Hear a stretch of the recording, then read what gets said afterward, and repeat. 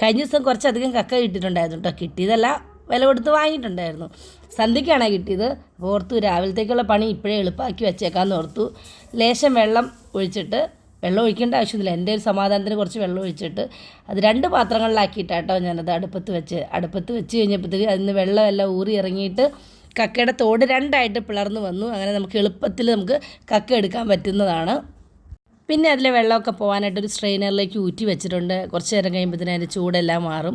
അതിന് ശേഷം നമുക്ക് കക്ക ഓരോന്നായിട്ട് എടുക്കാം. ഒരു മുറത്തിലിട്ട് പാറ്റി എടുക്കുവാണെങ്കിൽ കക്കയും തോടും പെട്ടെന്ന് സെപ്പറേറ്റ് ആയി കിട്ടും. ഞാനിങ്ങനെ പാറ്റി എടുക്കാനൊന്നും എനിക്ക് വലിയ രീതിയിൽ അറിയില്ല, എങ്കിലും അറിയാവുന്ന രീതിയിലൊക്കെ വെച്ച് ഞാൻ പെട്ടെന്ന് കാര്യം സാധിച്ചെടുത്തു.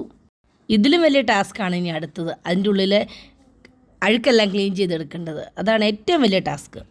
ഇതുപോലെ ഞെക്കി എടുത്തു കഴിഞ്ഞാൽ അതിൻ്റെ അഴുക്കെല്ലാം പോകും. അങ്ങോട്ട് കഴുകി വാരി ഞാൻ ഫ്രിഡ്ജിലെടുത്ത് സൂക്ഷിച്ച് വെച്ചു. ഇന്ന് രാത്രി കുറച്ച് കഷ്ടപ്പെട്ടാൽ എന്താ, രാവിലെ ആകുമ്പോഴത്തേനും പണികളൊക്കെ വളരെ എളുപ്പത്തിൽ നമുക്ക് കഴിഞ്ഞ് കിട്ടുമല്ലോ.